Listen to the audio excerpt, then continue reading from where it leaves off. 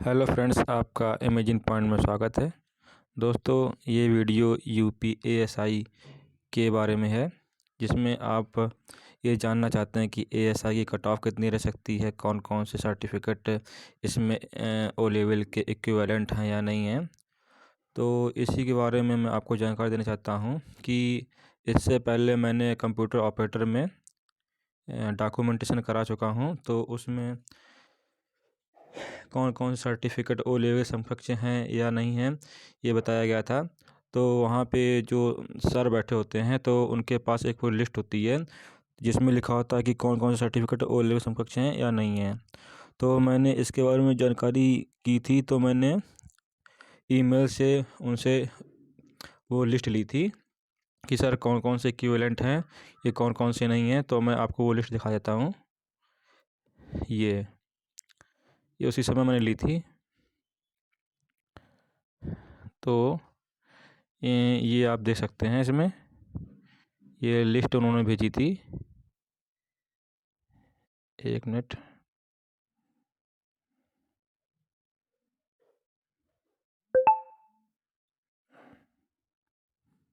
तो ये लिस्ट है, ठीक है। देखिए, जो भर्ती बोर्ड में विज्ञापन दिया है आपको, उसमें ये और ये कॉलम मिला होगा, दो कॉलम। कौन सा? एक विचारणी बिंदु, एक भर्ती बोर्ड का अनुभाग। तीसरा ये है आपका कमेटी का निर्णय, ये आपको पॉइंट नहीं मिलेगा। साथ ही में आपको उसमें यहाँ पर 24 तक के बारे में बताया गया है। ये आप जो देख रहे हैं, थोड़ा मैं इसको जूम करता हूँ, जूम क्यों नहीं हो रहा है। ये यहाँ तक, आपको यहाँ तक मिला होगा 24 तक का।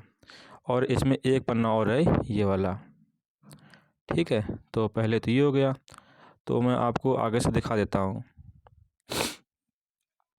तो इसमें देखिए, जो बीएससी कंप्यूटर साइंस से जिन्होंने 3 वर्ष का डिप्लोमा है, वो ओ लेवल के समकक्ष हैं या नहीं हैं।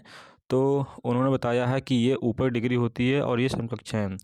और इन्होंने सबके बारे में ऐसे बताया है, जैसे कि इसमें इन्होंने मेन टॉपिक इनका ये है कि कोई भी 1 वर्ष का कोर्स है, कंप्यूटर एप्लीकेशन से हो और सरकारी संस्था से हो, वो मान्य किया जा सकता है। वो भी कब? भर्ती अनुभाग जो कमेटी का निर्णय होगा। ये आप तीसरा कॉलम ले सकते हैं, इसमें लिखा है भर्ती अनुभाग के मत से सहमत हो। तो इसमें देखिए, जितने भी हैं, ये कहाँ बीएससी कंप्यूटर साइंस से एक विषय में के रूप में अंतिम वर्ष रहा हो तो ये मान होगा कि नहीं होगा, इसके बारे में बताया गया। तो आप स्क्रीन पे स्क्रीनशॉट ले सकते हैं सीधे। और इसमें जो नीलेट के कोर्स होते हैं, नीलेट के कई सारे कोर्स होते हैं, जिसमें से कि एक कोर्स सीसीए कोर्स होता है, पर ये समकक्ष नहीं होता क्योंकि सिर्फ 6 महीने का कोर्स होता है। ये देखिए, ऐसे कोपा होता है ITI का, ये मान होता है। आपने पॉलिटेक्निक से एक कोर्स होता है, वो भी मान होता है। और ये MSc आपका जो IIT से है, तो ये भाई जाहिर से बात, इतनी ऊंची डिग्री तो मान्य होगा ही। क्या ओ लेवल के समकक्ष कोई कोर्स मान्य है? तो इसमें साफ साफ यही लिखा है कि यदि यह कोर्स 1 वर्ष की अवधि का है तो यह मान्य होगा भर्ती अनुभाग से, ठीक है। आगे की ये लिस्ट देख लीजिए, इसमें भी यही बताया गया है। क्या यह प्राइवेट संस्था से कंप्यूटर एप्लीकेशन से किया हुआ उल्लेख समकक्ष है? तो सीधे सीधे इन्होंने यही लिखा है। और मैं वहाँ पर गया था, जब मैं वहाँ पे गया था, तो वहाँ पे एक बड़ा सा हॉल होता है, उस हॉल में सभी बच्चे बैठे होते हैं।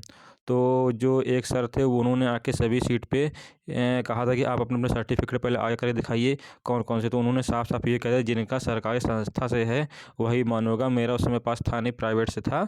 जो आपने सुना होगा गली गुचियों में डाटा एक्सपर्ट, लाइकोस पर धमाका कोचिंग सेंटर खोल देते हैं, 16 महीने कोर्स करा देते हैं, वो सब बेकार होते हैं।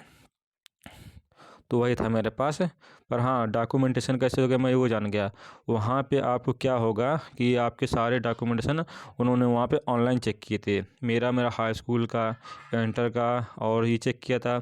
और ओ लेवल का भी मतलब था नहीं। तो उन्होंने कहा कि अगर आपकी मतलब कोई है तो इसको शो करके दिखाइए। तो भाई जो प्राइवेट थी, उसका कुछ आ ही नहीं रहा था उस पर। ऐसे ही एक केस और वहाँ पर ऐसा फंस गया था कि एक कैंडिडेट था जिसने यूनिवर्सिटी से ओ लेवल का रखा था। मतलब यूनिवर्सिटी से जो संबंध स्कूल होते हैं, जैसे गांव देहात में, वहाँ पे ओ लेवल सुविधा थी, उसने कर रखा था। पर वो स्कूल ब्लैक लिस्ट होने के कारण वो बंद हो गया। और उसके बाद उसका मतलब 2-4 साल बाद वो कंप्यूटर ऑपरेटर में आया है और उसने उसका डॉक्यूमेंटेशन कराया, तो उससे स्कूल का नाम शो नहीं हो रहा था वहाँ पर, क्यों स्कूल ब्लैकलिस्ट हो चुका था, स्कूल बंद हो चुका था, नाम शो नहीं हो रहा था स्कूल का यूनिवर्सिटी की लिस्ट में। तो उसका भी वो उन्होंने मान्य नहीं किया था। वो अलग की बात, पर उस समय तो मान्य नहीं किया, तो उस समय तो मैं वहीं था, बहुत परेशान था, पर उनको बोर्ड ने कोई कुछ नहीं सुना उसका।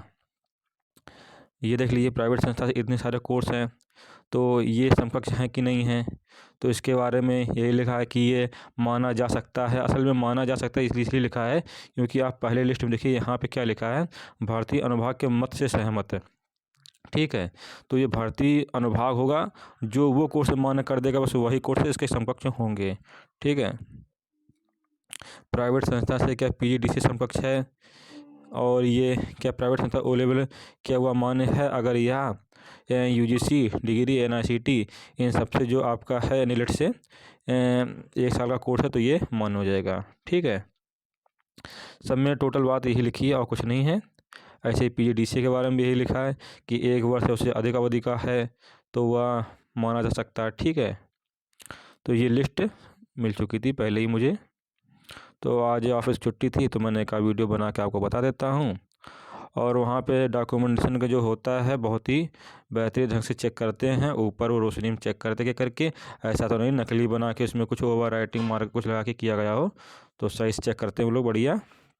और हाँ, और आप जब वहाँ पे डॉक्यूमेंटेशन कराएं तो डॉक्यूमेंटेशन में आप 2 चीज़ ध्यान रखिए कि पहली बात तो जो आपने फॉर्म भरा है एक उसकी प्रतिलिपि फ़ोटोकॉपी ले जानी पड़ेंगी। उसके बाद हाई स्कूल इंटर ग्रेजुएशन की मार्कशीट ले जाइएगा, और डिग्री अगर निकला ग्रेजुएशन की तो सही है, नहीं तो आप उसकी वो जो क्या कहते हैं कि निकलता है पहले से उसका नाम नहीं याद आ रहा, तो वो ले जाइएगा। और उसके बाद जिनका कास्ट सर्टिफिकेट है और निवास है, ठीक है, तो जो भी ओबीसी के हैं तो उनका 6 महीने तक का तो होता ही है। जो एससी के कैंडिडेट हैं उनके लिए एससी और एसटी के लिए जो आपका सर्टिफिकेट है उसकी मतलब उसकी फ़ोटो मतलब ऑनलाइन तुरंत निकला हुआ प्रिंट ले आइएगा, कि उसमें वो डेट मेंशन होती है और वो टाइम तो उन्होंने मंगाया था वहाँ पे तुरंत। ठीक है, तो ये जो एससी और एसटी के हैं तो वो एक दिन जाने से पहले एक दिन अपने सर्टिफिकेट का ऑनलाइन जो प्रिंट आउट होता है वो निकलवा के लाएँ, जिसमें उनके डेट और टाइमिंग मेंशन होगी, ये वहाँ मांगा गया था। ठीक है, ये शायद आपको किसी यूट्यूबर ने भी नहीं बताया होगा अभी तक। और वहाँ पे क्या होता है, एक बेंच होती है बड़ी सी, जिसमें कई लोग मतलब बैठे होते हैं, वो डॉक्यूमेंट चेक करते हैं। पहले हाई स्कूल का ये सोचिए, एक ही डॉक्यूमेंटेशन को चेक करने के लिए 4 लोग बैठे होते हैं। हाई स्कूल का उसने चेक कर लिया, आगे वाले के पास भेजा उसने भी चेक किया, आगे वाले के पास भेजा उसने भी चेक किया, ऐसे कि चौथे बंदे के पास पहुँचता है वो भी चेक करता है। जिसका डाउट होता है बीच में अधिकारी साहब बैठे होते हैं, वो ला के देखते हैं, अपनी लिस्ट में लाते हैं, जिनका होता है हाँ करते हैं, नहीं तो कहते भाई आपका नहीं हो पाएगा, चाहे आप रोइए गिड़गिड़ाइए कुछ भी होइए। ठीक है, और ऐसे ये सारे कोर्स हैं, ये देख लीजिए। ये लिस्ट वैसे आपके पास होगी जो आयोग ने दी होगी, पर ये मैंने भर्ती बोर्ड से उनसे मंगाई थी ईमेल से। ये वो लिस्ट वही है सेम, कोई इसमें फ़र्क नहीं है, बस ये वाला कॉलम एक्स्ट्रा है, तीसरा कॉलम इसमें, और कुछ नहीं है, बाकी सब सेम है। बाकी इसमें आप यहाँ से ये देख लीजिए, ये भी आप देखिए भर्ती अनुभाग के सहमत से मान्य किया सकता है, बस वही सब है। आप देख लीजिए पढ़ के, क्या सुना, इतना लंबा बहुत होता है। और फिर एक ये है, ये लिस्ट आपके पास नहीं होगी, चाहे तो आप इसकी स्क्रीनशॉट ले लीजिएगा। ठीक है, देखना कुछ देर बाद ये यूट्यूब पे वायरल होने लगे। उत्तर प्रदेश पुलिस में कंप्यूटर ऑपरेटर ग्रेड ए व प्रोग्रामर ग्रेड 2 के पदों पर सीधी भर्ती 2013। ठीक है, पहले वाला था। दोनों के शैक्षिक अर्हता में तकनीकी शिक्षा की समकक्षता, ये जो ए होता है इसके बाद जो ऊपर वाला होता है उसका ये कहता है। ठीक है, बी। और इसमें आयोजित बैठक है कि कमेटी सदस्यों का निर्णय निम्न लिया जाएगा। ठीक है, इसमें बताया गया उनके बारे में भी, आपको तो सिर्फ यहाँ तक का मिला होगा। ये वाली है इनके लिए जो प्रोग्रामर वगैरह हैं कि उनके लिए क्या क्या मान्य होता है, वो भी देख लें भाई, आगे काम में आएगा उनका भी। ये BCA है, जो एक ओ लेवल से ऊपर का है अतः या ओ लेवल से ऊपर का कोर्स है, कमेटी का निर्णय था ये।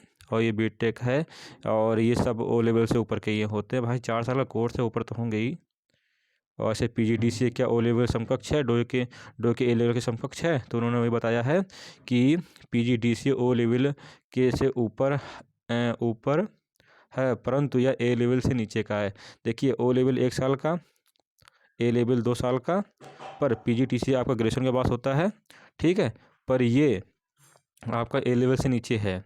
और प्रोग्रामर में जो मांगा जाता है वो MSc MCA वगैरह ऐसे मांगा जाता है, या फिर BCA ऐसे मांगता है, ठीक है। देखिए MCA डो ए लेवल से ऊपर का कोर्स है, ठीक है, पर ये मांगा जाता है, इसमें ओ लेवल नहीं चलता है।